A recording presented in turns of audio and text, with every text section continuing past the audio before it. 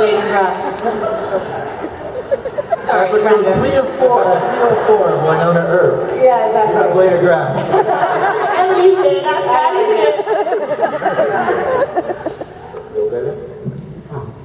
How will the baby play in? Banana didn't get to ask her a question.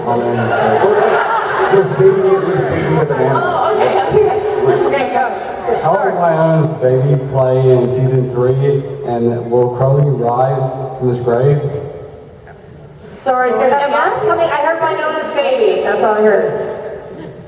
How will Wynonna's baby play out in season 3?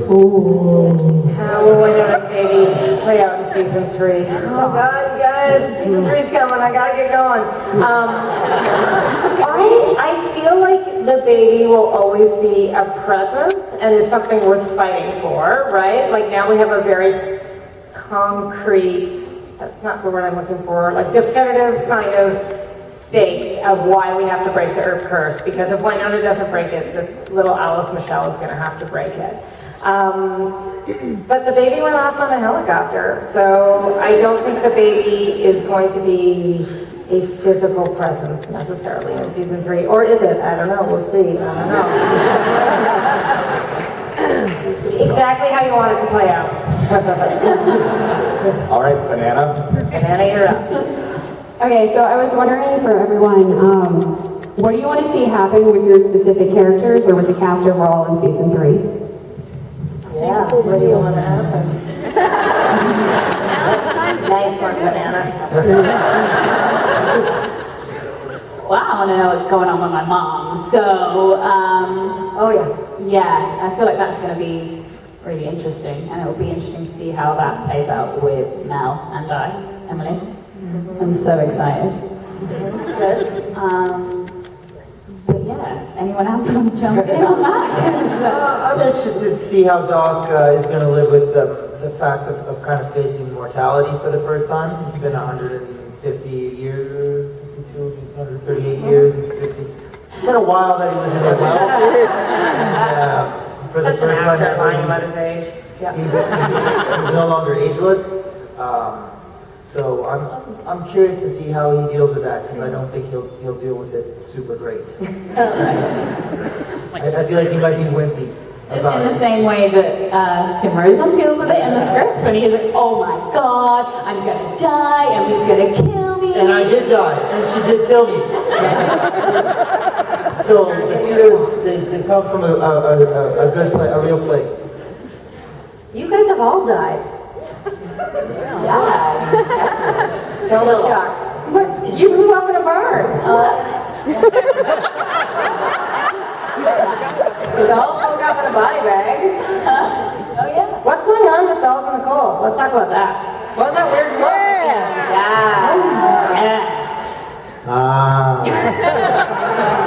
Honestly, who wants to see more dragon lizard dolls? I think personally, I want to go like maybe full nude until the dragon dolls, you know, full green, full fire, full everything. So I think it'd be interesting to have like a whole episode of dolls like fully committed. Oh, nice. Dolls. I think that'd be fun. Oh, that would be cool. Frost Dragon would be good. They don't do that on any other shows. Yeah. We can totally afford It won't be so boring. I think I'd like to see, we were talking about it earlier, like, what's Nicole's deal with knowing about the cult? I think that's a really interesting, because I thought Nicole had a really solid relationship with her parents. It was just the vibe that I got, and then when we found out in episode 8-ish, around there, that she doesn't speak to her parents, that was a really big thing for me. I was like, oh, this is kind of, she's different than I thought her past might have been. So I'd like to see if the cult has anything to do with her past. She ran away, she joined the cult. Yeah. Herself. Yeah. Could be. These are all very good ideas. All right, thank you, Banana. Thank you, Banana. All right. Anyone, any other fruit want to weigh in? Hi, I'm sorry, I'm not a fruit. That's fine. My name is Dan, and my question is for Emily. It seems like a really difficult part of your job would be, and I could kind of see it on your face a couple of questions ago, how do you make the really difficult decision about who to tell what, like what information to dole out to who and when. Like as far as these beautiful people? Yeah, at work. Can they hear me? Are they looking at me? Well, the truth is, like, sometimes I just don't know. Is that a good thing to admit in front of a room full of nervous people? I really trust these guys. I've never had a cast like that, and I hope they know. They can't tell you otherwise because we're in public right now. But I hope they know if they really felt like they wanted to know something about where their character is going, they could come and ask me. And we always have a plan for the season, but plans always change, right? I think it's really good as a writer to have a plan so you can sleep at night, but you need to see what is happening on screen, what the gifts you're being given, right? If somebody's really good at comedy, you need to accommodate that in their character. If a relationship doesn't have any chemistry, even if you were writing to that, maybe you should be brave and kind of move away from that, if you can within the context. The only thing I don't want to do with actors is I don't want them to project something that's going to happen that hasn't happened yet. And I would never, ever doubt it of these guys because they're all so strong, they wouldn't have this problem. But if you know a relationship's gonna break up, for example, 3 episodes from now, it might be harder for an actor to commit to the romance on screen. TV is just so crazy, it's so frantic. It's less about making choices to tell people and just trying to keep up, to be totally honest. But we do have a plan every year, I promise. Sometimes it's not getting pregnant, but sometimes that happens to people because of the stuff.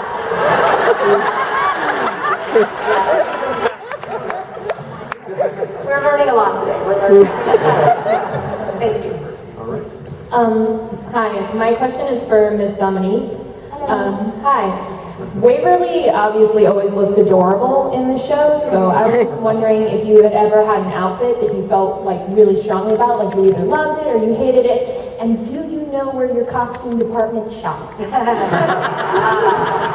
So we need to talk because I am exactly in the same boat as you. I love all of the costumes. I actually stole all of the costumes and nearly wore one here to DragonCon and then realised that last minute I was like, oh no, this is something that I wore in the show. People are going to think I'm cosplaying myself. That might be awkward. Yeah, I absolutely love it. One of my favourite parts of playing Waverly is that I get to go and wear the best costumes. No offense, guys. And we have a really fun session where our amazing wardrobe woman, Jennifer, she is incredible. She sources the most amazing outfits, puts together things that you never would have done, and it looks amazing. So it's all down to her really, and I just get to be a Barbie doll and just, yeah, play. Keep your pink boots, the velvet ones. Do you think I can walk in those, Kat? Like, I literally can. I was like, okay, every time we remember, I had a pair of Uggs next to me the entire time. Oh, wonderful. Every girl, when we shot the hockey game, every girl, there was a whole bunch of background performers, and they were all like teenagers. Every girl came up and was like, I love your boobs. That's awesome. Thank you. All right, back over here. Hi, this question is for Emily Andress. I wanted to know, were you aware of the unkillable gay trope when you started working on this? And do you have that in mind when you're writing? Because from all the queer fans, thank you. You're welcome.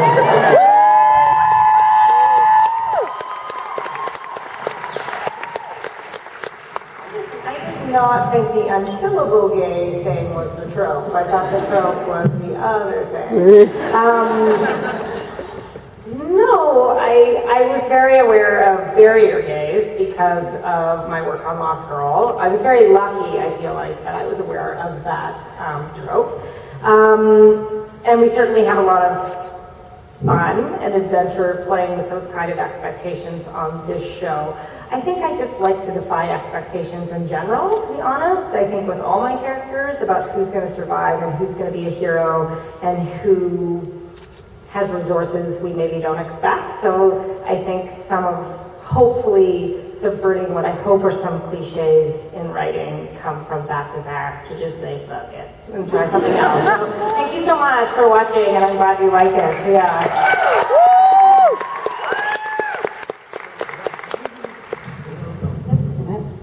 Hey guys. First of all, big fan. Everything you do with your face is great stuff. My question is for Emily, who, by the way, I did bring that Spice World DVD for you to sign. Oh my God, amazing. There's been a lot going on from season 1 to season 2 with time travel and 9 months that pass when everyone's asleep, and then it unpasses. So my question is, from the season premiere of season 1 to the end of season 2, how much time has passed? Dude, this smells like math. I was told there would be no math, there would be my contract, I'm a writer. The perfect amount of time that you think has passed. You're so smart, and I've always said this about you, that all your instincts are right, and God bless the Spice Girls. I cannot wait to find that DVD. I know someone who can sing the entirety of the Spice Girls catalog, so... One thing that's kind of funny about the show, I will tell you, is we film in winter, so I feel like we kind of have to keep it perpetual winter in purgatory. So that's going to be a really fun challenge in season 3. I look forward very much to figuring out how that works. Yeah, I think 1 and 2 happen right together.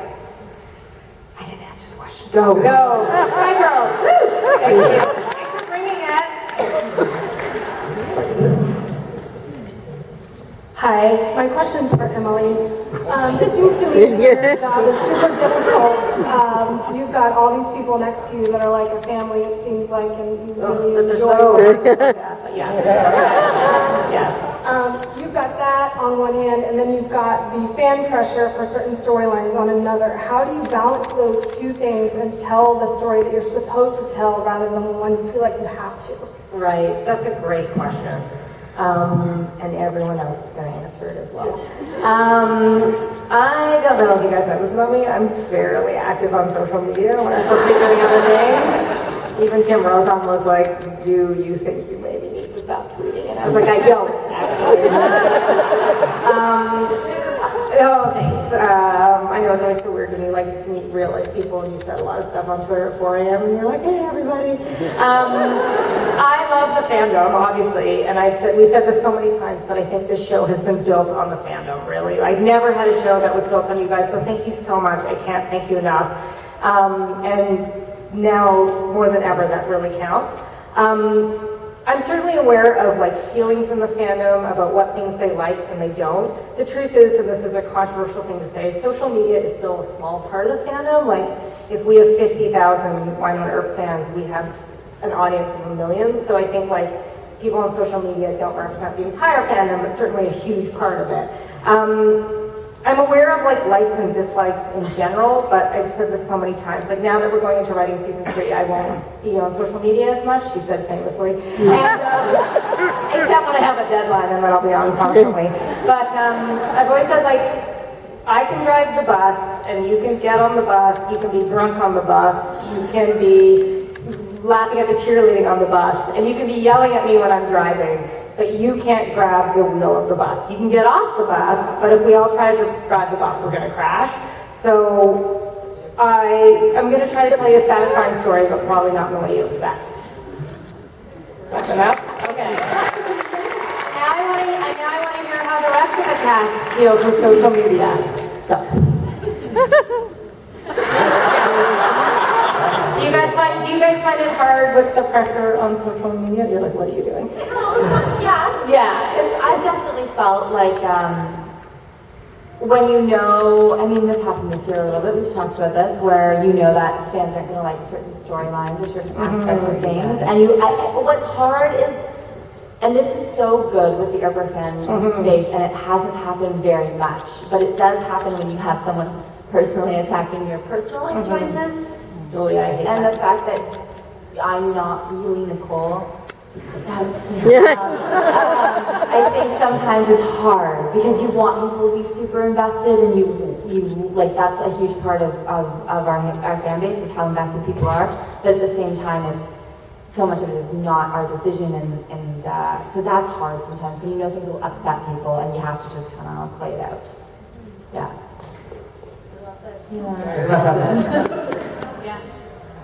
Yeah, I don't know. I concur. Does everyone concur? Cool. Nailed it. One shot. Yeah, exactly. Excellent.